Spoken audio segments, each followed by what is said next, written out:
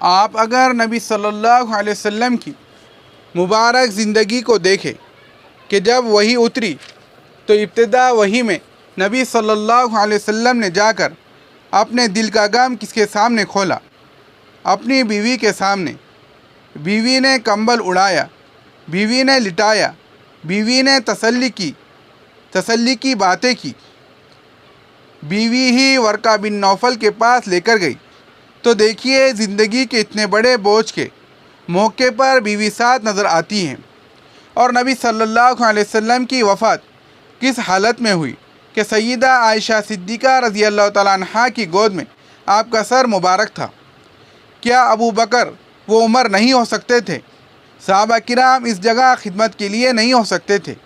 یقیناً ہو سکتے تھے، مگر اللہ کے محبوب صلی اللہ علیہ وسلم نے اپنے عمل سے ثابت کر دیا کہ دیکھو تمہاری زندگی میں بیوی کی وہ حیثیت ہے، اگر تم دنیا کو چھوڑ کر بھی جانا چاہتے ہو تو بیوی کی گود سب سے زیادہ بہتر جگہ ہے۔ اب نبی صلی اللہ علیہ وسلم نے جب آخری لمحات میں جو باتیں کی، سیدہ عائشہ صدیقہ رضی اللہ تعالیٰ عنہا فرماتی ہے کہ میں نے کان لگا کر وہ باتیں سنی۔ آواز دھیمی تھی۔ نبی صلی اللہ علیہ وسلم فرما رہے تھے، توحید کا خیال رکھنا، اور جو تمہارے ماتحت ہے، تمہاری بیویاں اور تمہارے دوسرے لوگ، تم ان کے بارے میں اللہ سے ڈرتے رہنا۔ گویا نبی صلی اللہ علیہ وسلم کی مبارک زندگی کا لب لباب یہ تھا کہ بندہ اللہ کی توحید پر پکا رہے، اور دوسرا جو ماتحت ہے، جیسے بیوی سب سے بڑی اس معاملے میں ہے تو اس کے معاملے میں اللہ سے ڈرتے رہنا۔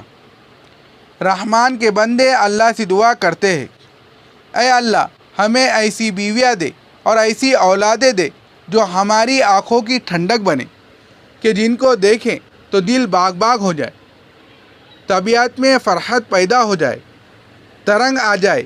ایسی بیوی ہو اور ایسے بچے ہو۔ اور جو بیوی انسان کے ساتھ موافقت نہ کرنے والی ہو، دین کے معاملے میں قدم ساتھ نہ بڑھانے والی ہو، یا دوسرے معاملات میں مرد کچھ کہے عورت کچھ کہے، تو اس جیسا مظلوم انسان دنیا میں کوئی نہیں ہے۔ اس لیے حدیث پاک میں دعا کی گئی، اے اللہ میں آپ کی پناہ مانگتا ہوں ایسی عورت سے جو بڑھاپے سے پہلے بندے کو بوڑھا کر دے۔ نافرمان اور ناموافق بیوی بندے کو بوڑھا کرنے میں گھوڑے کی ٹانگ کا کام کرتی ہے۔ اس لیے ایک نوجوان کی بیوی اس کے ساتھ تعاون نہیں کرتی تھی تو اس نے بیوی کو کہا کہ اچھا میں مر جاؤں تو تم شادی جلدی کر لینا۔ اس نے کہا کیوں؟ کہنے لگا اس لیے کہ جس سے شادی کروں گی اس کو پتہ چل جائے گا کہ مجھے جوانی میں موت کیوں آئی۔ اس لیے کہ اگر انسان کے گھر کے اندر خوشیاں نہ ہو تو اس کی زندگی نہیں رہتی، اس کے لیے وبال بن جاتی ہے۔ کسی نے حضرت علی رضی اللہ تعالیٰ عنہ سے پوچھا، حضرت یہ نکاح کیا چیز ہے؟ آپ رضی اللہ تعالیٰ عنہ نے فرمایا کہ نکاح سے مہر لازم ہوتا ہے۔ اس نے کہا پھر کیا؟ فرمایا 1 مہینے کے لطف و لذت ہوتی ہے۔ اس نے کہا پھر کیا؟ فرمایا زمانے کے غم ہوتے ہیں۔ اس نے کہا حضرت پھر اس کے بعد کیا؟ فرمایا پھر کمر دوہری ہو جاتی ہے۔ اس نے کہا پھر کیا؟ فرمایا بندہ قبر میں داخل ہو جاتا ہے۔ اس لیے میاں بیوی کو اپنی اپنی زندگی، اپنی اپنی ذمہ داریوں کا احساس کرنا چاہیے۔ بیویوں میں سب سے بہتر وہ بیوی ہے جو خاوند کے ساتھ اچھی ہو، فرما بردار ہو اور نیک ہو۔ یہ انسان کے لیے اللہ تعالیٰ کا ایک تحفہ ہے۔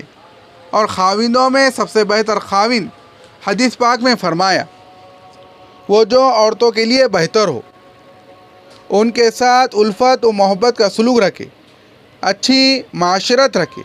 آپ اس سے اندازہ لگا سکتی ہیں کہ اللہ رب العزت نے قرآن مجید میں مردوں کو سفارش کی، تم اپنی بیویوں کے ساتھ اچھی معاشرت رکھو۔ حیرت کی بات ہے کہ پروردگار عالم اپنے کلام میں عورتوں کی سفارش فرما رہے ہیں۔ اس لیے مفسرین نے لکھا ہے کہ جو آدمی اس آیت کو پیش نظر رکھتے ہوئے بیوی کے ساتھ اچھا سلوک رکھیں گا، اللہ تعالیٰ قیامت کے دن اس کے ساتھ بھلائی کا معاملہ کریں گے